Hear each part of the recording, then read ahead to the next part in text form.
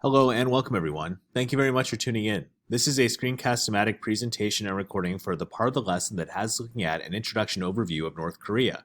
Before we get started, please let me encourage you to open up to the lesson and get ready to answer the key concept questions or complete the exercises that correspond with each segmented reading.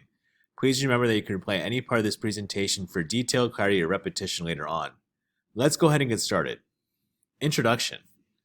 Welcome to North Korea. So North Korea is the most secretive, closed, repressive, and isolated country in the world. The North Korean people have very limited freedom because of their strict government. There are tensions between North and South Korea, and there is constant threat of war. The communist country has nuclear weapons and threatens that they will not hesitate to use them.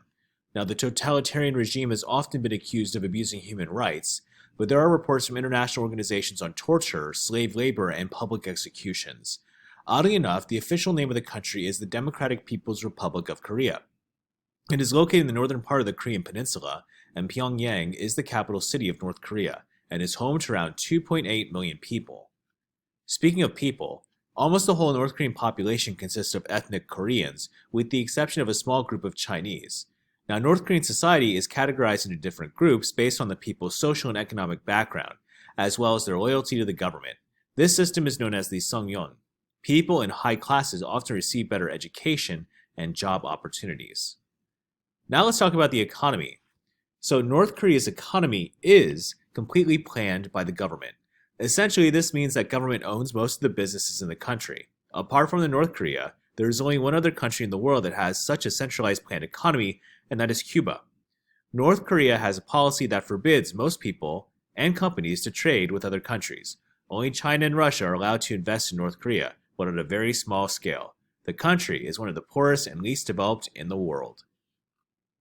At this time, you may pause the presentation and complete the true and false questions here.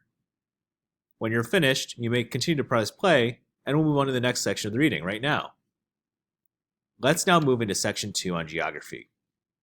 So North Korea makes up the northern part of the Korean peninsula. It borders China and Russia in the north, and South Korea to the south.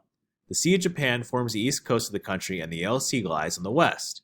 About 80% of North Korea's land is covered in mountains and valleys. The Rangram Mountains stretch from the center of the northeast of the country. The eastern side of the range is the highest, and it gently falls towards the west. Mount Petgu is the country's highest point at an altitude of 9,002 feet. It is a volcanic mountain that is located on the border with China. Now, the west coast is made up of wide coastal plain, and the plain is used to be covered in forests, but most of these have been cut to make way for farmlands. The west coast along the Sea of Japan is narrower and rises into the Rangram Mountains. The vast majority of the North Korean population lives in the plains and lowlands. The Yalu and the Tumen are the longest rivers. They form the natural northern border with China, and the Taedong is the third longest river and flows through the capital of Pyongyang. North Korea has a cool continental climate, and winters are long and cold, with temperatures ranging between negative 10 degrees Fahrenheit and 20 degrees Fahrenheit. Summers are generally warm, with temperatures exceeding 70 degrees Fahrenheit in most places.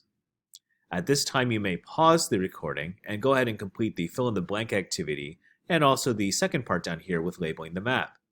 When you're finished, you may move on to section 3 of the reading. Let's move on to section 3 of the reading, with history.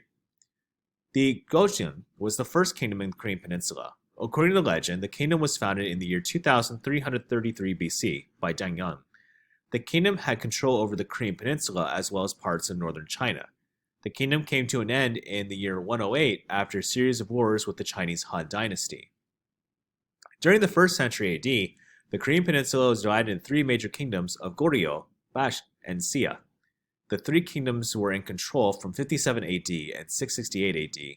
In the 676, the 3 kingdoms were unified under the Sia kingdom, and the Sia kingdom began to weaken in the beginning of the 10th century. During this time, the Goryeo took over, and in the 13th century, the Mongols invaded and defeated the Goryeo. However, the Mongols allowed the Goryeo to continue to rule Korea as an ally of the Mongols. The name Korea comes from Goryeo Kingdom. Now, in the late 14th century, the Joseon dynasty was founded by General Yi Seongji. The Joseon ruled Korea for 5 centuries, and during much of its rule, the dynasty struggled with internal conflicts and uprisings of the people. But in 1592, things got worse when the Japanese invaded the peninsula, followed by another invasion of Manchu in 1627. Despite the struggles and invasions, the Joseon dynasty managed to stay in power. In the year 1897, the Joseon dynasty was renamed the Korean Empire, with Gojong as the first emperor. Soon after, in 1905, the Japanese again invaded Korea and added to it the Japanese Empire. Korea remained a Japanese colony until the end of World War II. And after the war, Korea was split into northern and southern parts. At this time, please proceed to the multiple choice questions that are down here for the first part, and then complete the timeline activity down there for the second part. Let's move on to the next section here about the Korean War, and this might be a part that you're most familiar with. For a long time, the Korean peninsula was occupied only by one Korea. It was not ruled by different Korean dynasties, but also by China and Japan. Japan had control over Korea from 1910 until 1945, and it was part of the Japanese Empire back then. But in 1945, which was a period that marked the end of the Second World War, the Soviet Union, or Russia, declared war on Japan. The northern part of the Korean peninsula was taken from Japan by the Soviet Union, and the southern part was administered by the United States. Korea was now divided into two parts at the 38th parallel. Soon afterwards, major conflicts arose between these two split regions of the country. The northern part of the country followed the footsteps of the Soviet Union and became communist, while the South had a capitalistic government, which was backed by the United States.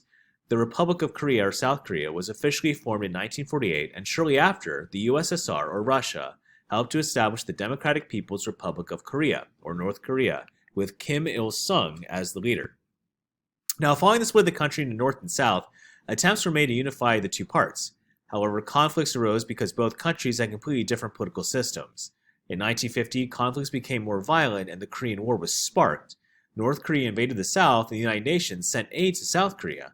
At first, the North was able to conquer a large area from their southern neighbor. However, a few months later, forces from the UN pushed the North Korean military back to the north.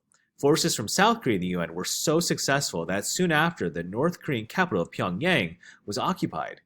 The North Korean army reinforced itself with the help of Chinese forces, and the fighting moved back to the south again. In the beginning of 1951, the capital city of South Korea, Seoul, was taken by communist forces. In the months that followed, heavy fighting followed between the two regions of the country. However, the main conflict was at the 38th parallel, a circle of latitude that is 38 degrees north of the equator. Negotiations for peace started in July of 1951, but the heavy fighting did not stop until 1952. But on July 27, 1953, an agreement was reached between the two parties, and a demilitarized zone set at the 38th parallel was actually formed. The peace treaty was signed by North Korea, China, and the United Nations, and was led by the United States. However, South Korea never officially signed this treaty. Please go ahead at this time and answer the key concept questions here, and then move on to the word jumble down here for the second part. Now let's go ahead and talk about North Korea today.